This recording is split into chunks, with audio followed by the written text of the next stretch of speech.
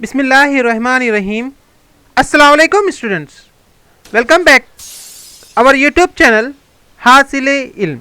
आप तमाम का खैर मकदम है हमारे यूट्यूब चैनल हासिल इल्म पर।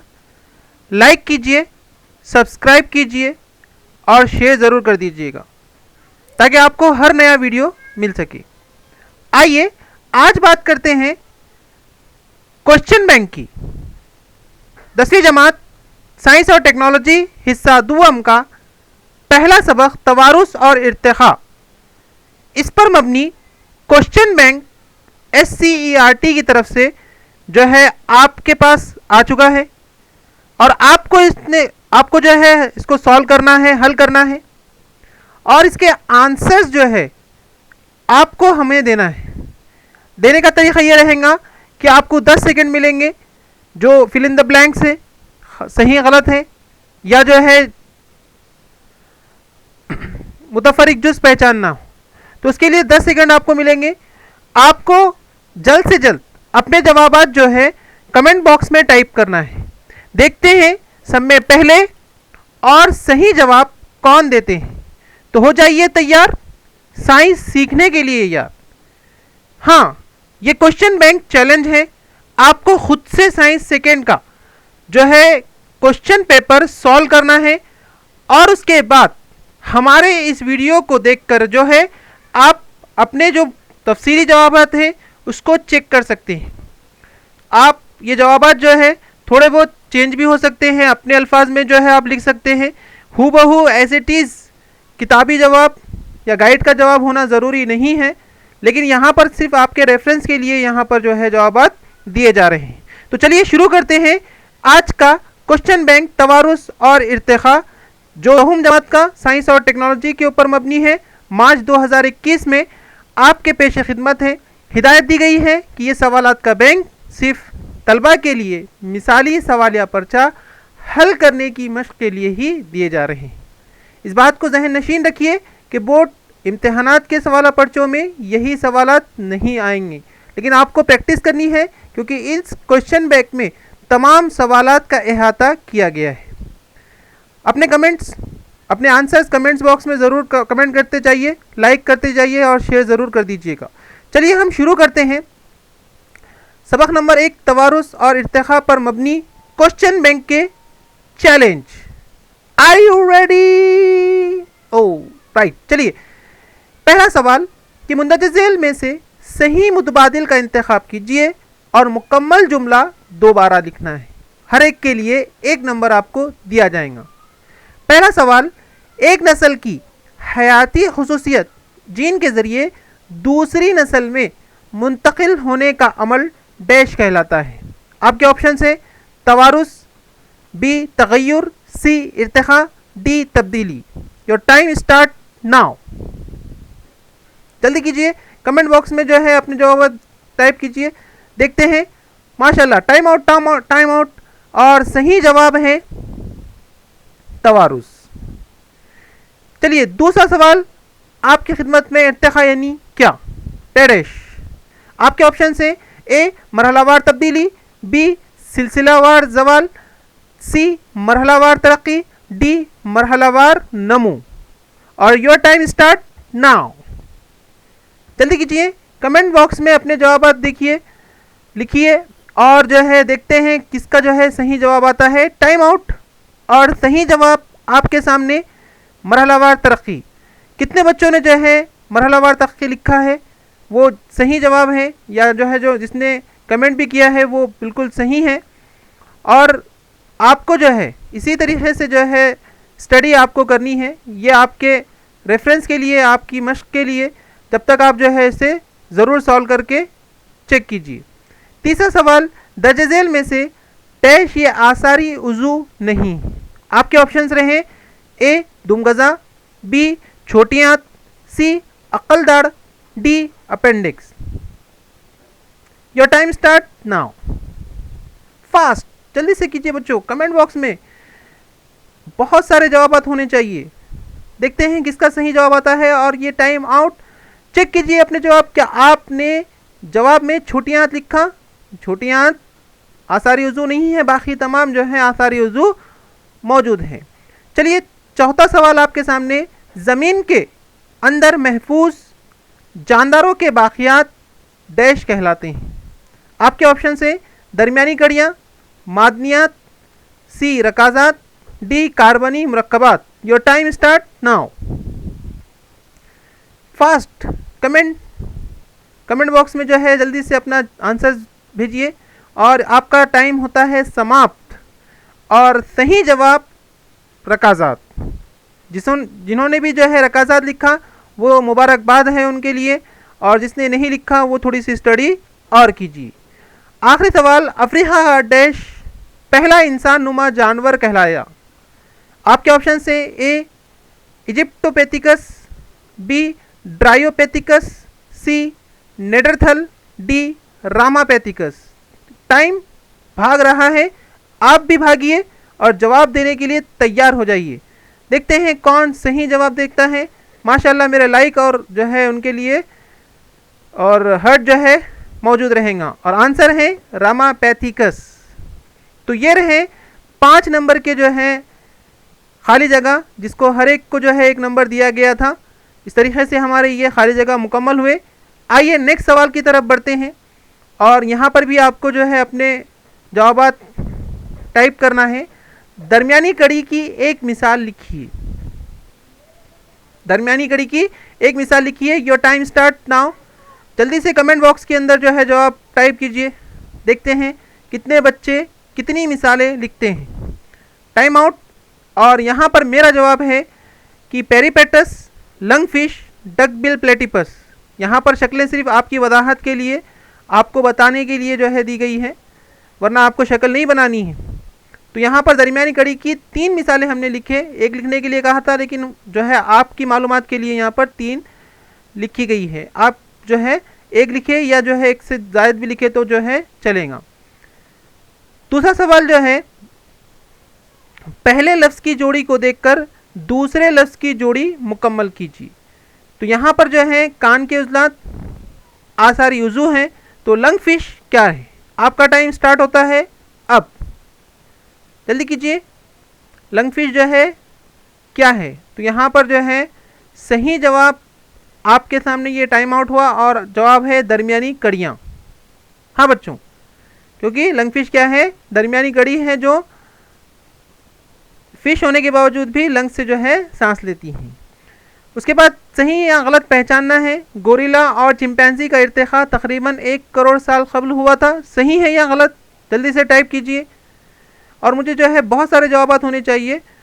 सबने जो है तमाम स्टूडेंट जो इस वीडियो को देख रहे हैं अपने कमेंट्स कीजिए, और साथ ही जो है इसको हल करना है आपको। वैसे आपने जो है टेलीग्राम ग्रुप के ऊपर आपके जवाबात भेजे तो हैं, आपको चेक भी करना है। तो जवाब है गलत, ठीक है। नेक्स्ट सवाल है आपके सामने कि नाम लिखिए। तमाम बेस अमीनो एसिड के लिए कोडान दरियाफ्त करने वाले हिंदुस्तानी साइंसदान का नाम लिखना है। Your time start now. Fast, जल्दी बच्चों। Very good, excellent. और टाइम होता है समाप्त, एंड। और right answer is doctor Hargovind Khurana. आप उर्दू में लिखिए या इंग्लिश में लिखिए तो भी चलेगा, लेकिन जो है डॉक्टर हरगोविंद खुराना ये हिंदुस्तान के जो है साइंसदान थे जिन्होंने तमाम बेस अमीनो एसिड के लिए कोडान दरियाफ्त किए थे। तो ये हुआ हमारा जो है सवाल। अगला सवाल की तरफ बढ़ते हैं, और ये रहा सवाल नंबर 2 का ए। साइंसी वजूहात लिखिए, हर एक के लिए 2 नंबरात। देखो बच्चों, जो 2 नंबर के लिए सवाल होते हैं कम से कम 4 पॉइंट होना चाहिए, लेकिन जो है आप कम से कम 6 लिखना, ताकि आपके 2 गलत आने के बाद भी आपको 2 नंबर पूरे के पूरे मिलते रहें, ठीक है। तो देखिए यहाँ पर आपके रेफरेंस के लिए हैं। इन जवाबात को अपने नोटबुक के अंदर आपको पहले से ही नोट डाउन करना था। अगर आपने कर लिया है तो जो है इस वीडियो को देखिए, वरना पहले जो है आप खुद से सॉल्व कीजिए, फिर जो है सिर्फ रेफरेंस के लिए इस वीडियो को देखिए, वरना आप यहाँ से जा सकते हैं। तो चलिए साइंसी वजूहात में से पहला सवाल है कि पेरीपेटस को हल्केदार दूधे और जोरदार पैर वाले जानवरों के दरमियान राब्ते की कड़ी कहा जाता है। साइंसी वजह लिखने की थी, और आपका टाइम स्टार्ट होता है नाउ। अगर आपने अपने जो है जवाब लिख लिए हैं तो आपको चेक करना है। तो ये रहा आपके सामने जवाब कि पेरीपेटस एक छोटा सा जानवर है जो आयला हल्केदार दूधें और आइला आर्थ्रोपोडा जोरदार पैर वाले जानवर दोनों की खुसूसियत का इजहार करता है। हल्केदार दूधे की तरह इसके जिस्म में हल्के, पतली नरम बैरूनी झिल्ली या जिल्द और निस्फ पैर पैरापोडिया मौजूद होते हैं। यह हल्केदार दूधों की नुमायां खुसूसियत में शामिल है। तीसरा, इस तरह इसमें तनफुसी नालियाँ और खुला दौरान खून का निज़ाम होता है। ओपन ब्लड सर्कुलेटरी सिस्टम जो कि जोरदार पैर वाले हैवानात की ख़ास खुसूसियत में शामिल है। चूँकि पेरिपेटस इन दोनों आइला की खुसूसियत का हामिल होता है, इसलिए इसे हल्केदार दूधे और आर्थ्रोपोडा के दरमियान राब्ते की या दरमियानी कड़ी की हैसियत से जाना जाता है। तो आप अपने जवाबात जो है अपने अल्फाज में भी लिख सकते हैं, लेकिन यही पॉइंट होना जो है ज़रूरी है। पॉइंट लेकर आप अपने अल्फाज में भी इसको लिख सकते हैं। आपके रेफरेंस के लिए जवाब यहाँ पर दिया गया है, तो चेक कीजिए। अगर आप सही हैं तो जो है उसे राइट कीजिए और उसको 2 नंबर दे सकते हैं आप, या फिर आपके जो है कोई अगर पॉइंट अगर गलत हैं तो आप उसको जो है दुरुस्त कीजिए, याद कीजिए। उम्मीद करते हैं आपको ये सवाल और उसका जवाब समझ में आया होगा। नेक्स्ट सवाल की तरफ बढ़ते हैं। नेक्स्ट सवाल है साइंसी वजाहत में कि माँ बाप की चंद खुसूसियत उनके बच्चों में दिखाई देती है। जैसा कि हम जानते हैं कि हम अपने वालिदैन के जैसे दिखाई देते, क्यों देते, उसका रीज़न साइंसी वजह आपको लिखना था। क्या आपने लिखा है? तो मेरा जवाब जो है चेक कीजिए। आपका जवाब मेरा जवाब थोड़ा सा मुख्तलिफ हो सकता है अपने अल्फाज में, लेकिन पॉइंट यही होने चाहिए कि नर और मादा ज़वाजों के ज़रिए वालिदैन के जीन उनकी औलाद तक मुंतकिल होते हैं। ये जीन तवारुसी खुसूसियत की तरसील करते हैं। चूँकि इन तरसील की वालिदैन से उनकी औलाद तक होती है, इसलिए बच्चे काफ़ी हद तक अपने वालिदैन से मुशाबा दिखाई देते हैं। तो ये था सवाल और ये था जवाब।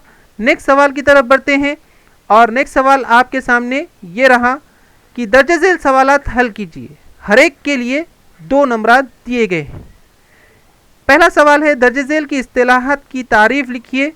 नोई तबद्दुल और बी जो है ट्रांसलोकेशन। तो यहाँ पर जो है आपको सिर्फ तारीफ लिखना है, लेकिन मैं यहाँ पर इसकी वजाहत कर रहा हूँ। तारीफ क्योंकि नोई तबद्दुल यहाँ पर 1 नंबर के लिए है और ट्रांसलोकेशन 1 नंबर के लिए है, तो सिर्फ तारीफ लिखिए। लेकिन आपकी मालूमात के लिए जो है मैं थोड़ी सी इसकी वजाहत कर दूंगा ताकि आपको जो है नोई तबद्दुल अगर आए तफसीली इसमें तो आप इसको लिख सकते हैं कि नोई तबद्दुल क्या है। जीनियाती अशिया में अचानक शदीद तौर पर होने वाली तब्दीली को नोई तबद्दुल कहते हैं। बस इतना ही आपको लिखना है बच्चों कि जीनियाती अशिया में अचानक शदीद तौर पर होने वाली तब्दीली को नोई तबद्दुल कहते हैं, म्यूटेशन कहते हैं। अब इसकी वजाहत हमने इससे पहले पढ़ा था कि किस तरीके से नोई तबद्दुल होता है कि वालिदैन के जीन उनकी औलाद में मुंतकिल होने की वजह से वालिदैन की खुसूसियत बच्चों में भी दिखाई देती है और बच्चे वालिदैन से काफ़ी हद तक मुशाबा नज़र आते हैं। लेकिन किसी भी न्यूक्लियोटाइड में नोई तबद्दुल होने की सूरत में बच्चों की खुसूसियत में मामूली तब्दीली होती है। और नोई तबद्दुल 2 किस्म के होते हैं, यानी छोटी तबद्दुल और बड़ा तबद्दुल। छोटी नोई तबद्दुल भी काबिल लिहाज तब्दीली पैदा कर सकते हैं। मसलन नोई तबद्दुल की वजह से सिकल सेल एनीमिया जैसी जीनियाती नुक़ाइस लाहक होते हैं, जिसके बारे में हमने पढ़ा था। नोई तबद्दुल मुसलसिल जारी रहने वाला और कभी ख़त्म ना होने वाला मुकम्मल अमल है। इसकी वजह से इर्तिक़ा का अमल होता है। ये डार्विन के कुदरती इंतखाब के नज़रिए के लिए सबूत फ्राहम करता है। तो ये जो है सिर्फ वजाहत है आपको समझने के लिए, आपको रिवीजन के लिए, क्योंकि क्वेश्चन बैंक रिवीजन के तौर पर है। हमको यही सवालात जो है आएंगे ऐसा ज़रूरी नहीं है। अगर नोई तबद्दुल आपको उन्होंने डिटेल में पूछा तो आपको मालूम होना चाहिए, इसके लिए मैं इसकी वजाहत कर रहा हूँ बच्चों। सिर्फ हमको जितना बताया गया है उतना ही सीखना है, हमको 2 कदम आगे रहना है बोर्ड से, ठीक है। तो उन्हें सिर्फ इतना पूछा तो हमको पूरी मालूमात हमको होनी चाहिए। नेक्स्ट सवाल था ट्रांसलोकेशन का। तो ट्रांसलोकेशन के अमल में राइबोसोम mRNA के सालिमात के एक सिरे से दूसरे सिरे तक एक ट्रिपलेट कोडॉन के फासले के हिसाब से लगातार हरकत करते रहते हैं। ट्रांसलोकेशन, लोकेशन यानी कि यह जो है जगह बदलना। इस अमल के दौरान RNA के सालिमात अमीनो एसिड को पेप्टाइड बंदिश के जरिए जोड़ने में मदद करते हैं। बाद में पेप्टाइड की ऐसी बेशुमार जंजीर के साथ एक साथ आने पर पेचीदा प्रोटीन तैयार होता है और यही प्रोटीन के सालिमात जानदारों की शक्ल और साख्त को तय करते हैं।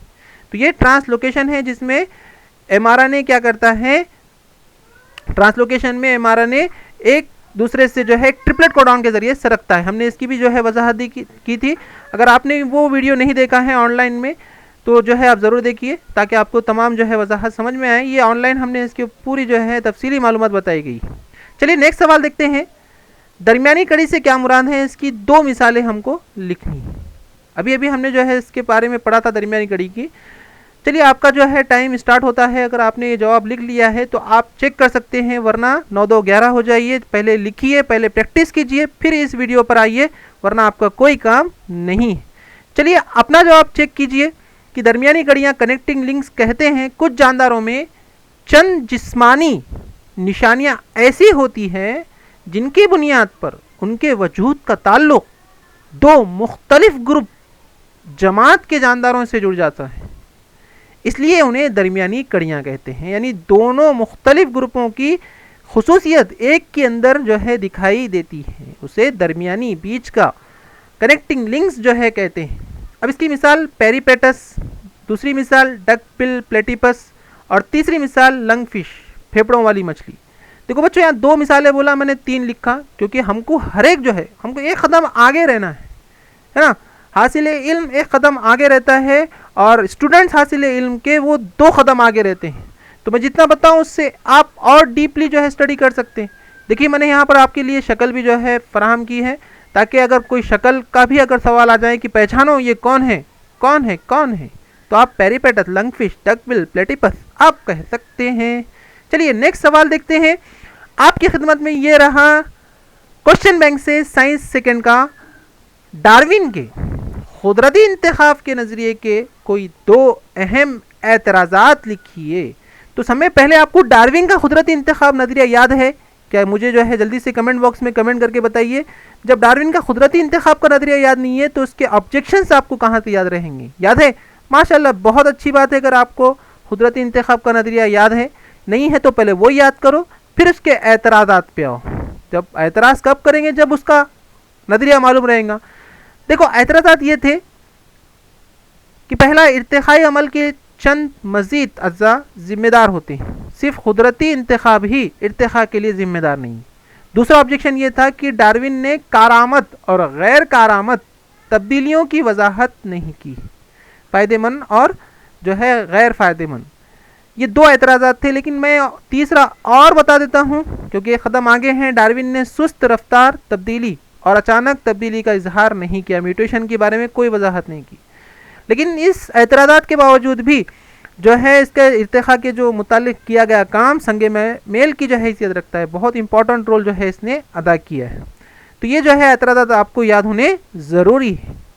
आइए अगले सवाल की तरफ बढ़ते हैं। कार्बनी पैमाइशी ज़माने की वजाहत कीजिए।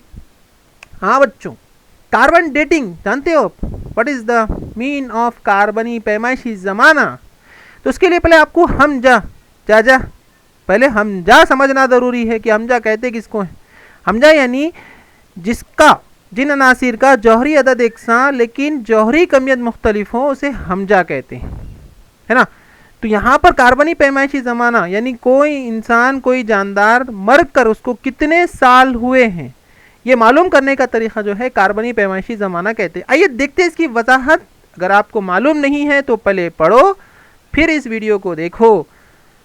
हाँ, तो ये हुआ आपका टाइम आउट और आपके सामने ये रहा जवाब। कार्बनी पैमाइशी ज़माना, कार्बन डेटिंग। कार्बन डेटिंग एक किस्म की टेक्निक है जिसकी मदद से एक रकाज की उम्र का अंदाज़ा लगाया जा सकता है। रकाज मतलब जो ज़मीन के अंदर दफन होता है। जब हैवानात और नबातात ज़िंदा होते हैं वो मुसलसल कार्बन जज़्ब करते हैं। जाहिर सी बात है, जब ज़िंदा रहेंगे तो खाना खाएंगे तो जो है कार्बन हमारे जिस्म में दाखिल होगा। लेकिन जब ये फना हो जाते हैं यानी मर जाते हैं तो इनमें कार्बन जज़्ब करने का अमल रुक जाता है। जाहिर सी बात है, कोई एक मुर्दा अगर उसको खाना खिलाए, पानी पिलाए तो वो पिएगा, ना खाना निकलेगा ना पानी अंदर जिस्म में जा सकता। लेकिन उस वक्त से उसके जिस्म में सिर्फ C14 की सूरत में कार्बन की तनज़्ज़ुल पजीरी का अमल मुसलसल जारी रहता है। यानी C12 जाने का अमल रुक जाता और C14 यानी जो हमजा है ये क्या होता है, तनज़्ज़ुल पजीर जो है डिज़ोल्व होना शुरू होता है। क्या बोलेंगे, तनज़्ज़ुल पजीरी इसका अमल शुरू हो जाता है। C12 तापकारी अंसर नहीं है, इसलिए मुर्दा जानदारों के जिस्म में C14 और C12 के दरमियान, दोनों के बीच के दरमियानी तनासुब मुसलसल तब्दील होते रहता है। किसी जानदार के फना होने के बाद का ज़माना उनमें मौजूद C14 की फ़ालियत और C12 और C14 के दरमियान निस्बत मालूम करके ज़माने की पैमाइश करते हैं। तो बीच का जो है दरमियान का वक्फ़ा देखते हैं कि C14 से C12 के दरमियान कितना वक्त लगा उसको तनज़्ज़ुल पदीर होने के लिए। इस अमल को कार्बनी पैमाइशी जमा या कार्बन डेटिंग कहते हैं। इस तरीके से आपको जवाब लिखना है, जवाब अपने अल्फाज में भी, लेकिन पॉइंट्स यही होना है। C14 की जगह पे आप C6 लिखेंगे तो गलत हो जाएगा, C12 की जगह पे C10 लिखेंगे तो गलत हो जाएगा। लेकिन C14 और C12 का इस्तेमाल करके आप अपने अल्फाज में, अच्छे अल्फाज में अगर इसको पेश करेंगे तो आपको पूरे जवाब नंबर मिल सकते हैं। उड़ जाइए परिंदा। नेक्स्ट सवाल आपके सामने, इम्तियाजी फ़र्क लिखिए ट्रांसक्रिप्शन और ट्रांसलेशन।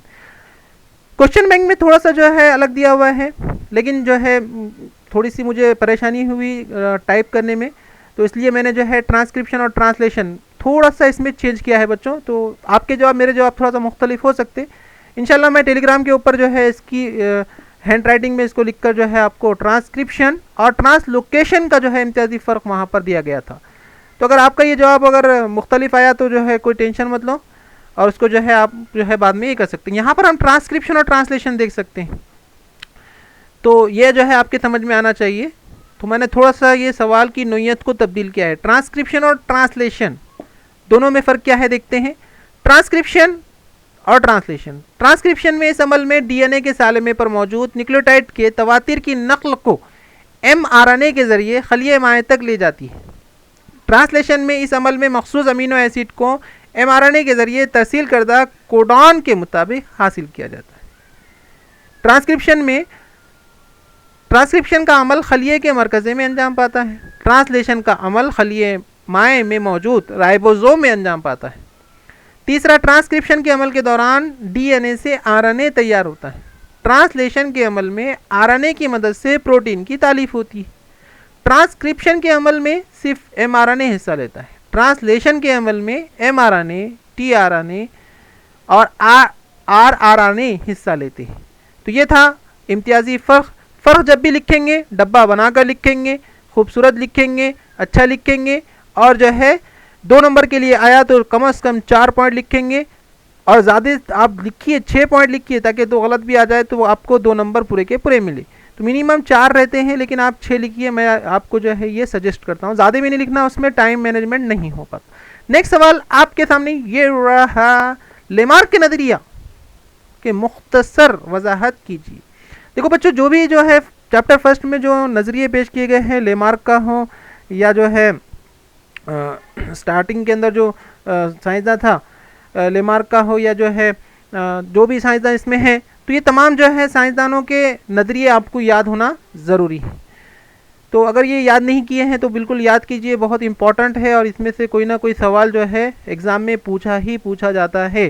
ठीक है, तो आइए देखते हैं लेमार्क का नज़रिया क्या कहता है। लेमार्क, जेन बैप्टिस्ट लेमार्क के पेश किए हुए नज़रिए में 2 उसूल शामिल। ये उसूल ज़ेल के मुताबिक थे कि आज़ा का इस्तेमाल और गैर इस्तेमाल, अक्स की हुई खसूसियत की तवारिस।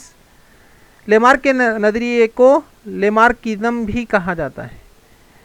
आज़ा के इस्तेमाल और इनके गैर इस्तेमाल से मुताल्लिक़ लेमार्क का ये कहना था कि आज़ा के ज़रिए अंजाम दी हुई जाने वाली मखसूस सरगर्मियों की बदौलत आज़ा की खसूसियत में तरक्की या इनकी तनज़्ज़ुली होती है।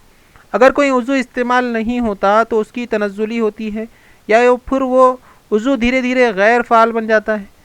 जानदारों की कोशिश या काहिली से इनकी जिस्मानी साख्त में तब्दीली होती है। यानी लेमार्क ये कह रहा है कि भाई जो जिस्म में हमारी चीज़ें हैं उसको इस्तेमाल करते रहो तो वो जो है फ़ाल रहेंगी, एक्टिव रहेंगी। हमने उसका इस्तेमाल बंद कर दिया तो धीरे धीरे वो गैर फ़ाल हो जाएंगी। मिसाल के तौर पर अक्लदार थी, हमने इस्तेमाल नहीं की, जिसकी वजह से वो जो है गैर फ़ाल हो गई। अपेंडिक्स का इस्तेमाल नहीं किया, जिसकी वजह से वो गैर फ़ाल हो गई। उसी तरीके से जो है मुर्गी, अगर आप देखें उसको पर होते हैं लेकिन उड़ नहीं पाती, क्योंकि उसने कोशिश नहीं की, काहिली की, जिसकी वजह से। इसलिए मैं तमाम बच्चों से कहता हूं कि अपने दिमाग को इस्तेमाल करो, वरना जो है वो दिमाग रहते रहते जो है क्या हो जाएगा, वो भी बेकार हो जाएगा। इसलिए जो है दिमागों का इस्तेमाल करते रहो बच्चों।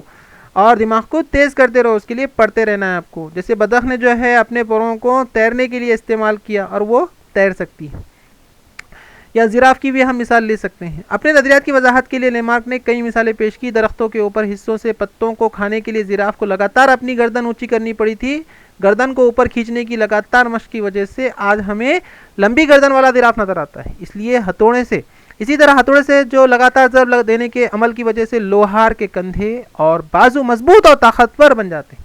लेमार्क ने मजीद कहा कि शतरमुर्ग और ईमो जैसे परिंदे उड़ने के लिए अपने पंखों का इस्तेमाल नहीं करते थे, इसलिए उनके पंख बेकारा और नाकारा और कमज़ोर हो गए। बदख और हंस जैसे पानी में रहने वाले परिंदे अपने पैरों की मदद से सतह आब पर तैरते रहते हैं, इसलिए इनके पैर इस अमल के लिए मौजू बन गए, फ़ायदेमंद बन गए। सांप ज़मीन पर रेंग कर चलता है, इसलिए वो अपने पैरों से महरूम हो गया। कहीं ऐसा ना हो कि आपने अगर दिमाग का इस्तेमाल नहीं किया तो आप भी दिमाग से ज़ाय हो जाएंगे, इसलिए दिमाग का इस्तेमाल करो, थोड़ा सा तेज़ करो। इसी तरह अक्स की हुई खसूसियत को वालिदैन अपनी औलाद तक मुंतकिल करते हैं, इसलिए अक्स की हुई खसूसियत की तवारीसियत कहते हैं। अक्स की हुई खसूसियत की तवारीस का नज़रिया साइंसदानों के लिए नाकाबिल कबूल है, क्योंकि अक्स की हुई खसूसियत कभी भी एक नस्ल से दूसरी नस्ल तक मुंतकिल नहीं होती, सिर्फ जीनियाती खसूसियत की ही तरसील होती है। ये था लेमार्क के चंद पॉइंट्स जो है। आप अपने अल्फाज में भी इसको लिख सकते हैं, अपने अपने जो है आप पॉइंट्स बना सकते हैं, लेकिन आपको इन्हीं पॉइंट का इस्तेमाल करना पड़ेगा। जुमले अपने हो सकते हैं लेकिन पॉइंट्स यही इस्तेमाल कीजिए। नेक्स्ट है रकाज़ात का मुताला इर्तिखा का एक अहम जुज़ है, इस बयान की वजाहत कीजिए। रकाज़ात फॉसिल जिसको बोलते हैं बच्चों, जो अक्सर क्या होते हैं ज़मीन के अंदर दफन हो जाते हैं। क्या आप पता है रकाज़ी ईंधन का मुताला हमने इससे पहले किया था, या जो है सब सवाने की जानी वहाँ पर भी रकाज़ी ईंधन का जो है इस्तेमाल बताया गया है। चलिए मैं आपको बताता हूँ रकाज़ात का मुताला। चेक कीजिए अपने जवाब से कि आपने ऐसे ही लिखा है। कुदरती आफात के दौरान, कुदरती आफात कौन सी है? सैलाब है, ज़लज़ला है, आतिशफ़िशां का फटना है, बहुत सारे जो है क़ैद वगैरह है। तो ये दौरान कसीर तादाद में जानदार हलाक हो जाते हैं और ज़मीन की गहराई में दफन हो जाते हैं। इन जानदारों के जिस्म के बाक़ियात, यानी कि जो जिस्म होते हैं, डेड बॉडीज़ होते हैं, और नखूश ज़मीन की गहराई में महफूज हो जाते हैं। इन्हीं को बाक़ियात को ही रकाज़ात जो है कहा जाता है, फॉसिल्स कहा जाता है। अब जो है रकाज़ात इर्तिखा के अमल को समझने के लिए अहम सबूत के तौर पे माना जाता, क्योंकि इसको निकाल कर हम देख सकते हैं कि पहले कैसे जो है, जैसे हमको हड्डियों के ढांचे वगैरह मिलते हैं, डायनासोर के जो हड्डियों के ढांचे मिलते हैं, जिससे हमको पता चला कि डायनासोर थे, वरना कहीं फ़ोटो वगैरह कहीं भी नहीं थी। आतिशफ़िशा पहाड़ों से निकलने वाले लावे में भी कई जानदार क़ैद हो जाते हैं और इनके बाक़ियात और नखूश हमेशा के लिए महफूज हो जाते हैं। इसी तरह रकाज़ात बनने का अमल होता है।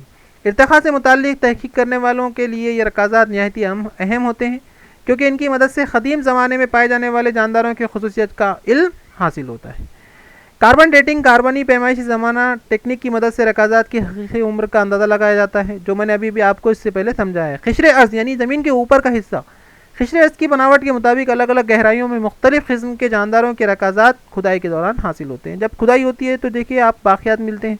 जैसे इंसान को जो है क़ब्रिस्तान के अंदर दफन किया जाता, तो कोई ख़बर खोदी जाती है तो वहाँ पर भी जो है हमको रकाज़ात जो है पहले के ख़बर के जो है निशानात हमको दिखाई देते हैं बच्चों। छठा पॉइंट इसमें यह है कि ज़मीन की इंतहाई गहराई में क़दीम ज़माने के जानदारों के नखूश मिलते हैं, जबकि निस्बतन कम गहराई में हालिया दौर के जानदारों के रकाज़ात मिलते हैं। बस गैर फ़िक्री हैवानात के रकाज़ात बहुत क़दीम पीलेज़ोइक अहद क़दीम जानदारों का ज़माना में नज़र आते हैं। इस अहद के बाद मछलियाँ, जलथलिए और रेंगने वाले जानदारों के रकाज़ात दस्तयाब होते हैं। म्यूज़ोइक दौर यानी दरमियानी हयाती दौर में रेंगने वाले जानदार गायब थे, जबकि कोइनोज़िक दौर यानी जदीद हयाती दौर में पिस्तानीय हैवानात की मौजूदगी ज़ाहिर होती है। ये जो है आप ज़मीन की जो है अलग अलग परतों में देखे थे, हमने सबक का मुताला करते वक्त देखा था कि नीचे जो है वो क्या है गैर फ़िक्री है, फिर जो है रेंगने वाले हैं, मछलियाँ वगैरह है, फिर बाद में जो है आखिरी में पिस्तानीय मछलियाँ वगैरह हमको दिखाई दे रही थी। ये जो है अलग अलग हमको ज़मीन के अंदर जो है नक्श किए हुए जो है बाक़ियात रकाज़ात की सूरत में मिला था।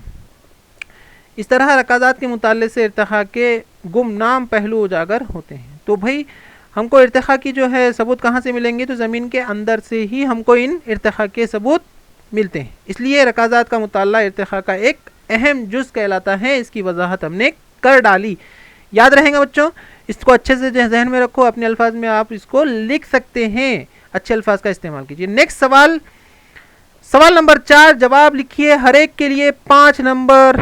अब 5 नंबर के लिए सवाल है तो जाहिर सी बात है आपको कम अज कम मिनिमम 10 नंबर जो है पॉइंट्स आपको लिखने हैं। 10 पॉइंट्स, 10 नॉट बस, आपको इससे मज़ीद ज़्यादा लिखने पड़ेंगे ताकि आपको 5 में से 5 नंबर मिले। लेकिन टाइम मैनेजमेंट होना बहुत ज़रूरी है। उसके लिए आपको पेन और कापी उठाना पड़ेगा और क्वेश्चन पेपर हल करना पड़ेगा, टाइम सेट करना पड़ेगा, अम्मी को जो है गार्डिंग देनी पड़ेगी, अब्बू को हेड गार्ड बनाना पड़ेगा, तभी जाकर आप टाइम मैनेजमेंट को समझ सकते हैं।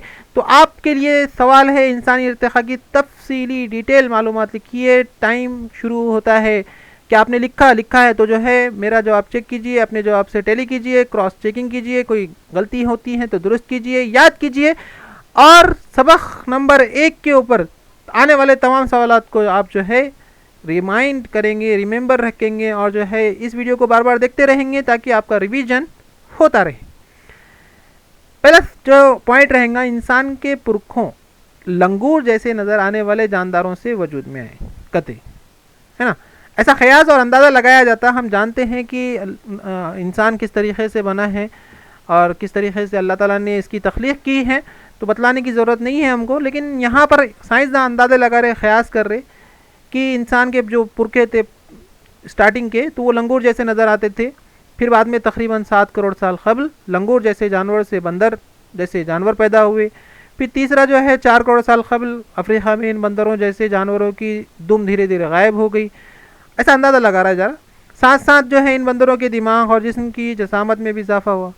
इनके हाथों में इस्लाह हुई लेकिन इनमें उंगलियों के मुकाबले अंगूठा मौजूद नहीं था। इस तरह ऐब जैसे जानवरों का इर्तिखा हुआ, कतई। और पांचवा जो है, ऐब जैसे जानवरों में इर्तिखा आज़ादाना तौर पर 2 खुतूत में मुनक़सिम हो गए, तकसीम हो गए। पहली हालत में जुनूब और शुमाली मशरक़ी एशिया में गबन और औरंग ओठान जैसे जानवरों में तब्दील हो गए, और फिर ऐब जैसे चिंपैंजी, गोरिल्ला जैसे जानवर पैदा हुए जो 2.5 करोड़ साल क़ब्ल तक अफ्रीका में रह करते। उसके बाद जो है इर्तिखा की दूसरी हालत में तकरीबन 2 करोड़ साल क़ब्ल इंसान जैसा जानवर का वजूद हुआ करती। उसके बाद जो है मौसम के बतदरीज यानी धीरे धीरे तब्दीली, खुश्क हो जाने की वजह से ज़मीन पर जंगलों का खात्मा हो गया। इस बिना पर शजरी मस्कन, जो दरख्तों पर रहने वाले, जो उसको बोलते हैं शजरी मस्कन, दरख्तों पर रहने वाले, ऐब दरख्तों से नीचे उतर कर ज़मीन पर आ गए और ज़मीन पर खुश्की का मस्कन इख्तियार कर लिया, वो ज़मीन पर रहने लगे। और उसके बाद जो है उसकी वजह से उनके फ़िक्री सुतून, जो रीढ़ की हड्डी है, वो कमर के नीचे की हड्डी में तब्दीली होने लगी और वो घास के मैदानों में सीधे खड़े होने लगे। तब उनके हाथ चलने के अमल से आज़ाद हो गए और हाथ का इस्तेमाल दीगर कामों के लिए होने लगा। 2 करोड़ साल बाद इंसान जैसे अनवा का हयाती सफ़र शुरू हुआ। मशरिक़ी अफ्रीका का रहमे पैथिकस, रामा पैथिकस पहला इंसान नुमा जानवर कहलाए। याद रखिए बच्चों, हमने इसका अभी जो है खाली जगह जो है मुकम्मल की थी। उसके बाद अफ्रीका का रामा पैथिकस, ऑस्ट्रेलियोपैथिकस, नेडरथल इंसान, क्रोमैग्नम, ये इंसानी इर्तिखा की अहम मंजिलों में से मंजिलें थी। इस तरीके से जो है ये हमारा जो है आज का science question bank science 2 chapter 1 heredity and evolution, इर्तिखा और तवारुस और इर्तिखा, इस सबक का जो है क्वेश्चन बैंक चैलेंज ख़त्म हुआ। उम्मीद करते हैं आपने पहले क्वेश्चन बैंक को सॉल्व किया होगा, फिर हमारे जो है जवाबात से टैली की होंगी। जवाबात गलत आए होंगे तो उसे याद करेंगे और सही आए होंगे तो रिवाइज करते रहेंगे। इस वीडियो को जो है बार बार आप देखते रहेंगे तो जो है आपको जो है याद रहेगा, क्योंकि रिवाइज करने से बातें याद रहती है। जवाबात आप लिख सकते हैं और पेपर के अंदर भी अच्छे मार्क्स ले सकते हैं। लेकिन आपको इस क्वेश्चन बैंक से तभी फ़ायदा होगा जब आप इस क्वेश्चन बैंक को आप अपने नोटबुक पर, अपने पेपर पर, अपने आंसर पेपर पर पेन से खुद लिखेंगे, सॉल्व करेंगे, तभी आपको फ़ायदा होगा। वरना वीडियो देख लिए, वीडियो ख़त्म और आप भी जो है हज़म ऐसे हो जाएगा। इसलिए आप तमाम से गुजारिश है कि जो है पहले आप क्वेश्चन बैंक को सॉल्व करें और इस वीडियो को देखें, देखने के बाद टैली करें, जो सवालात रह गए हैं उसे याद करें, वीडियो को बार बार देखते रहें। हर हफ्ते में अगर आप वीडियो को देखते रहेंगे तो आपका रिवाइज होते रहेगा, रिवीजन होते रहेगा और क्वेश्चन बैंक से आपको फ़ायदा मिलते रहेगा। उम्मीद करते हैं आपको वीडियो अच्छा लगा होगा। अगर वीडियो अच्छा लगा है, अगर आप साइंस सेकेंड के दूसरे चैप्टर पर अगर वीडियो देखना चाहते हैं तो लाइक ज़रूर कर दें। जितने लाइक्स बढ़ते रहेंगे इंशाल्लाह मैं बहुत जल्द जो है सेकेंड चैप्टर का ऐसे ही इसी अंदाज़ के अंदर और बढ़िया अंदाज़ के अंदर आपको जो है पेश करूँगा। लेकिन लाइक्स होने चाहिए, मुझे भी पता चलना चाहिए कि आपको पसंद आ रहा है या नहीं आ रहा। अगर नहीं आ रहा है तो भाई मुझे वीडियो क्यों बनाऊँ मैं। इसलिए likes likes likes likes and share and subscribe and जो है दुआओं में याद रखिए और देखते रहिए हमारा चैनल हासिल इल्म, और जो है हमको बताते भी रहिए कि आपको ये चैनल कैसा लगता है। अपने दोस्तों के साथ, अपने टीचर्स के साथ और जो है अपने रिलेटिव्स और फ्रेंड्स के साथ ज़रूर शेयर करते रहिए। नेक्स्ट चैप्टर अगर चाहिए तो लाइक्स जो है ज़्यादा से ज़्यादा बढ़ाइए और जो है शेयर करते रहिए। थैंक यू, बहुत बहुत शुक्रिया, जज़ाकल्लाह खैर। मिलते हैं नेक्स्ट वीडियो के साथ, तब तक के लिए खुदा हाफिज़।